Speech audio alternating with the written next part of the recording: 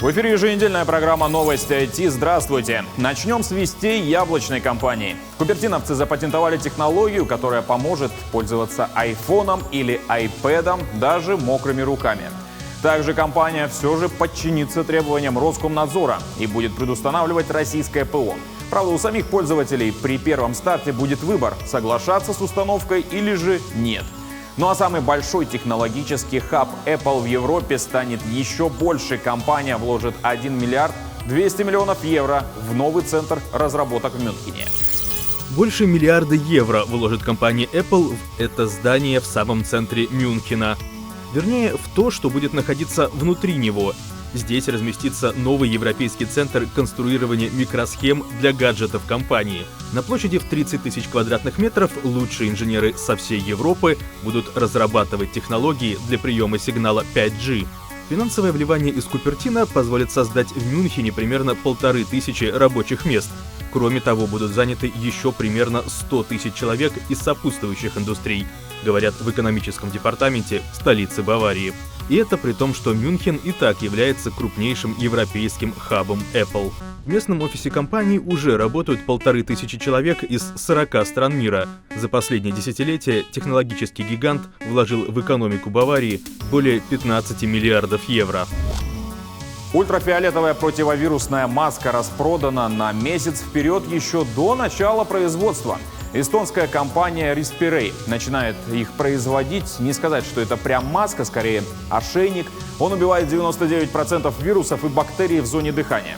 Дезинфицируется воздух с помощью запатентованной технологии. Чтобы проверить работу прототипа, его тестировали в Тартусском университете на альфа-вирусе, который идентичен COVID-19 по размеру и геному более чем на 99%. Мы несколько месяцев работали с этим модулем, делали эксперименты, делали тестирование, все посмотрели, как это работает. Результаты были замечательные, все были просто удивились, как это может так, что вот такие результаты, такие маленькие модули, такие прекрасные результаты. И после этого, когда у нас получились эти модули, мы думали, как их использовать. И тогда мы думали, что хорошо, это надо ближе, как можно ближе сюда, этот район. И поскольку воздух идет наверх, то лучше всего поставить этот прибор сюда. И этот прибор мы здесь делали чуть больше полгода.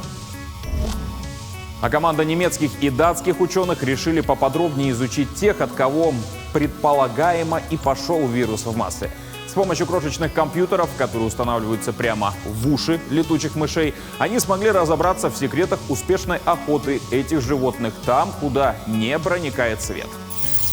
Летучие мыши во время охоты настраивают свою систему сенсорного восприятия на прием слабых эхосигналов, которые издает добыча.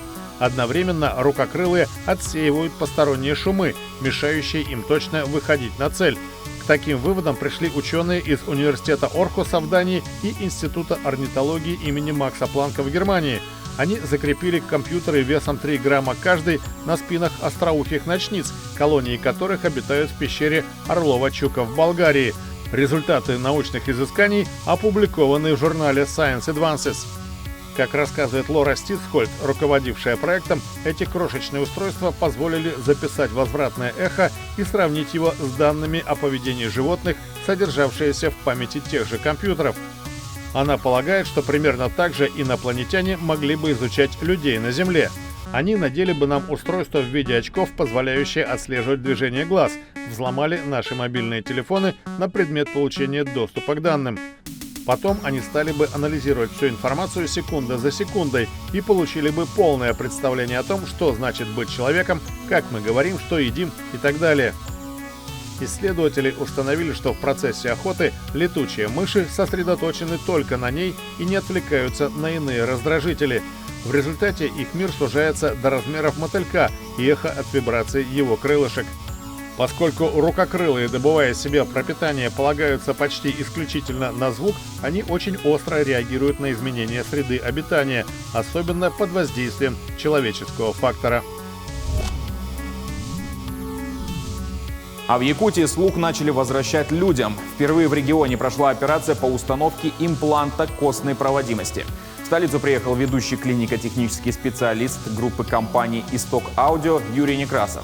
Так в уши пациентов вживляются специальные импланты, после чего они могут полноценно развиваться. Раньше подобные операции делали лишь в ведущих клиниках в крупных городах страны. Якутская городская больница номер 3 стала пилотной площадкой для апробации программы Voice to Med. Продукт распознает речь врачей и переводит ее в текст.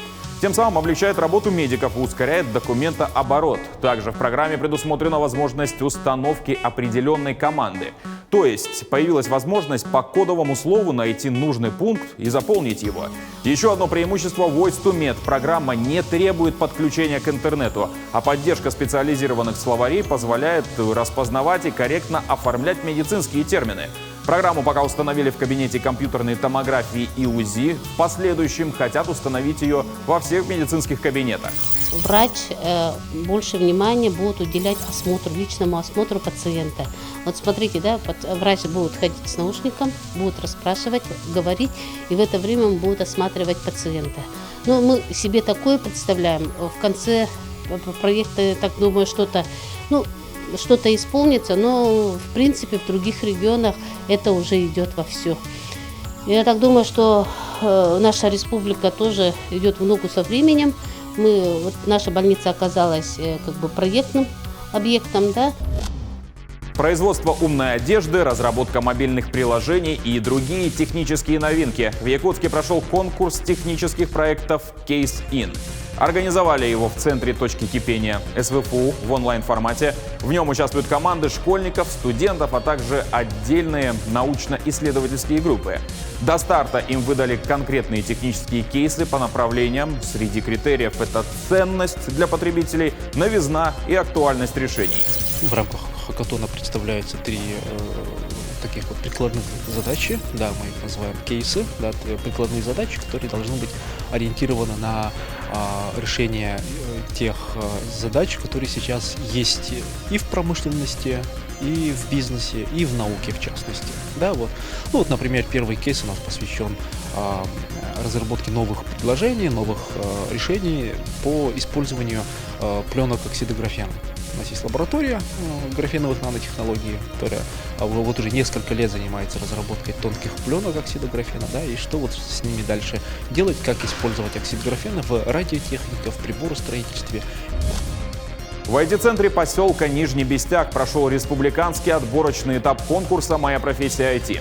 3 дня в онлайн-режиме школьники разрабатывали проекты по направлениям комфортная среда, спорт, здоровье и искусство.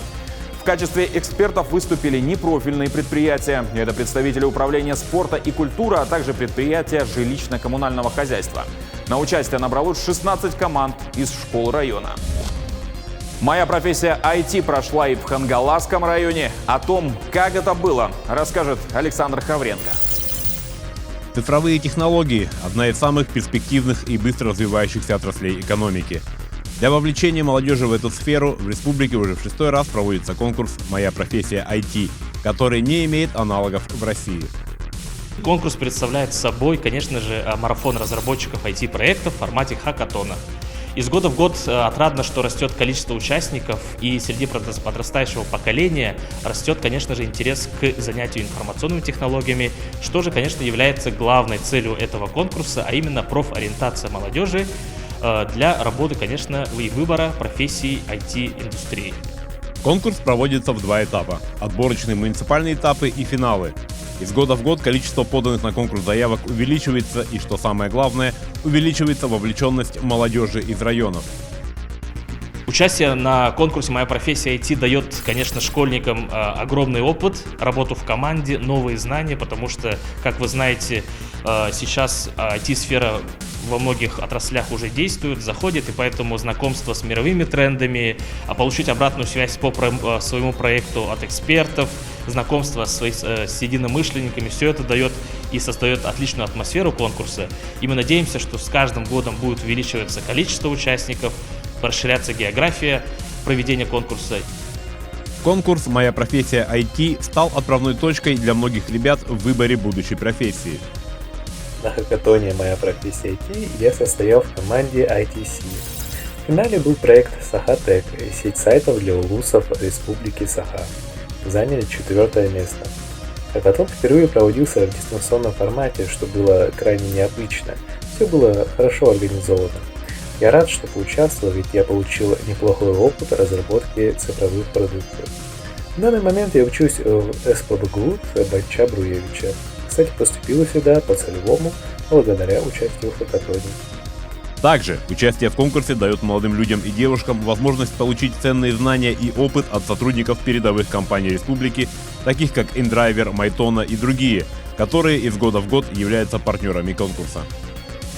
Отдельную благодарность хочется выразить организаторам конкурса за возможность полностью погрузиться в процесс разработки продукта.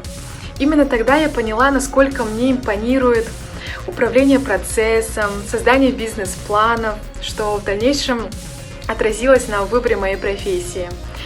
И буквально через месяц все эти навыки, которые я обрела во время конкурса, помогли мне выиграть путевку моей мечты в Кремниевую долину на 2-недельное обучение молодых предпринимателей.